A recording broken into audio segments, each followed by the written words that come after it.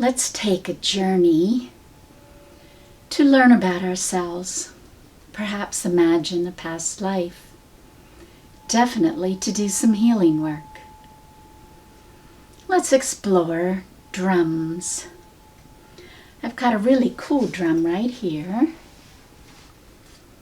It's cool because it has pitches and it's a percussion rhythm instrument. I don't know if you can see the drum. So I'm going to play the lower octave. And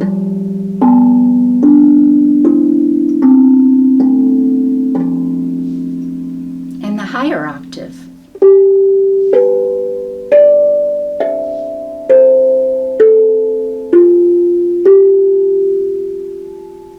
Many Native American traditions used entrainment to slow down your brainwaves. When your brainwaves go down to a very slow speed, your body rests and is able to rebuild and heal itself. Sometimes in these very meditative states, you go on a journey. You receive an insight or information. Perhaps you receive ideas that help you with a question or a challenge in your life. So how did the Native Americans do a drumming voyage, a journey with just a rhythm?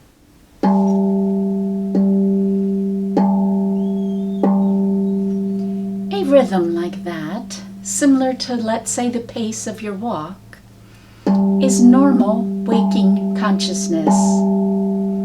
If you listen to that for a minute or so, your brainwaves will copy that same rhythm. What the Native Americans did was that they would start where a person was at. So they'd start with the rhythm of normal waking consciousness, and then they would slow down little by little. And the brain would follow and copy that pattern. Think of being at the beach. Although you're not aware of it, we all entrain to the waves. The wave comes in, wave goes out. Wave comes in, wave goes out. It's a very slow rhythm. And notice how good and calm and relaxed people feel at the beach because they're in this higher brainwave state where their consciousness is open. I find it very hard to hang on to anger and problems when I'm at the beach. And this can be done with entrainment and a drum. You can take your friends on journeys, have them lay down in a comfortable spot and close their eyes, and spend a good 10-15 minutes starting with the pace or the rhythm of their walk and going very, very slow. Beautiful thing you can do with a drum. But there's more than you can do with this because this drum has pitches. So, how can we use that on our journey? Well, first of all, let's talk a little bit about the journey. We've been taught today that our imagination is trickery, child's play, foolish, not to be trusted.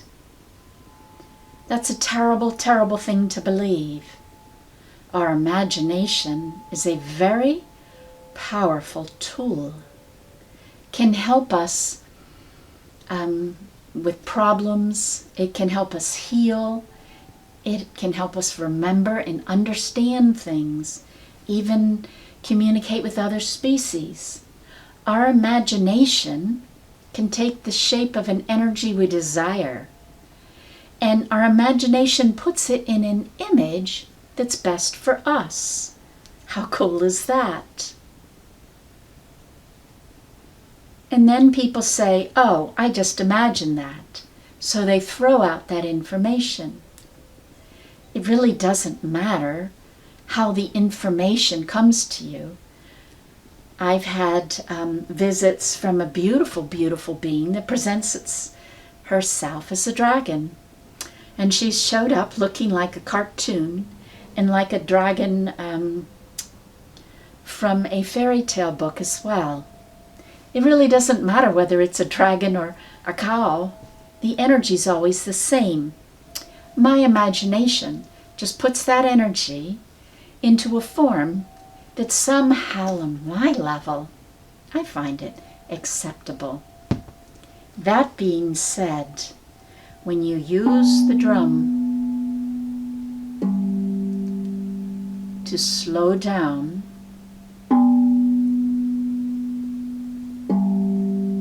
into a very suggestible state, trust your imagination. Don't question anything. Just run with it. If you have a question and you don't see anything, how do you feel? Do you hear anything or touch anything? Is all of your senses, plus your feelings, to gain information. Let's say you start to imagine as you slow down and you see something you don't understand what it means. Let's say you see a starfish on the beach. Well, what does that mean? Go to your feelings. How did you feel when you imagined that starfish? Perhaps it was a moment in your childhood of wonder and beauty. And the image of a starfish now carries the energy of wonder and beauty.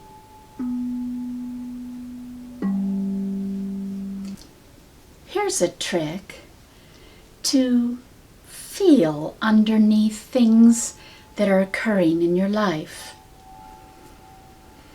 Oh, let's say I had an argument with someone and I'm very angry and I'm hurt and I'm in this loop thinking about all their faults and why I didn't deserve this. If I forget the argument and simply notice how I feel, I might say, I'm angry. Or, how dare she? So, with how dare she, the issue is, how could she think that I'm, less than I am? I'm not enough. So let's say I'm thinking of an argument. I feel angry. And so I'm going to say that very slowly, 3 times. I'm angry. Feel the anger. I'm angry. Feel it. I'm angry. The anger is gone. And even underneath the anger in this particular situation that I was thinking about, underneath that was I'm not enough. I'm not worthy. So I'm going to say that. I'm not enough. Now I feel release. I just feel the energy of not feeling enough and then it dissipates. That's a release. Let's do it again. I'm not enough. To me, it just feels like the energy's going out the top of my head. I could maybe make the release stronger by using sound as a carrier wave. But let me say it a 3rd time. I am not enough.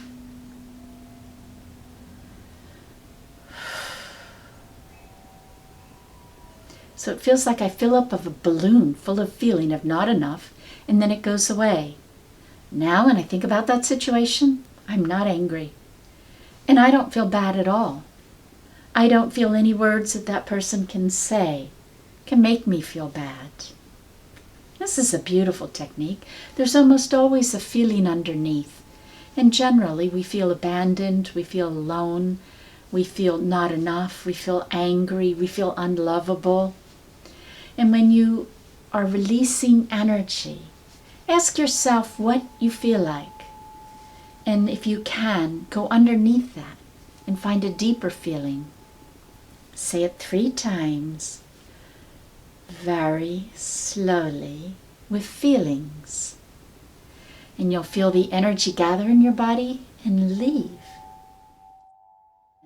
Another thing I've learned by doing many past life regressions is that if I have music playing in the background, the past life always matches the music. Think that in each life you have maybe millions of seconds, millions of moments. If you're going to go to another past life, which moment do you choose? The information from your childhood is so much different from you as an adult or an older person. The music will match, will resonate, will harmonize with the time in your life in which that music represented your emotions. So if you play sad music, you'll recall a sad life.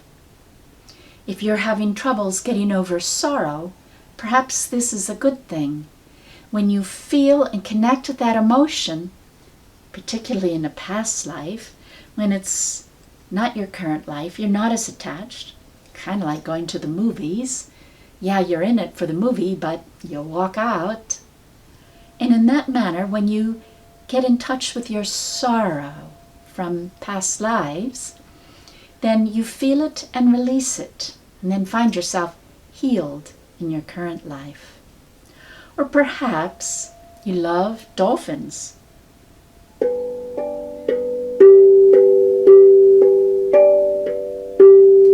Play the higher octave of pitches very softly after someone is in a very deep state.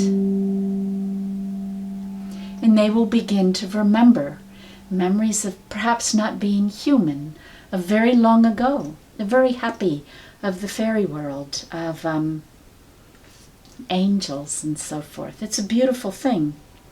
And if you wish to go forward in a relationship, find a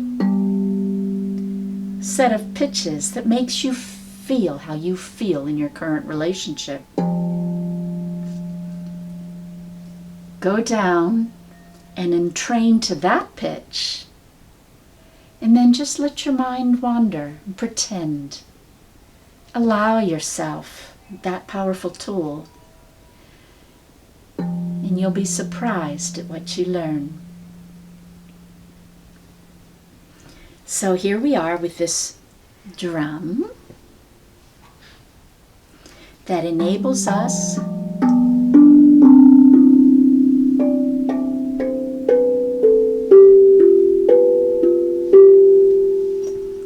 to do rhythms and pitches all at the same time for a beautiful journey deep into ourselves, into past adventures that are very much acting out today, but easier perhaps to change in the past. Here's another little drum.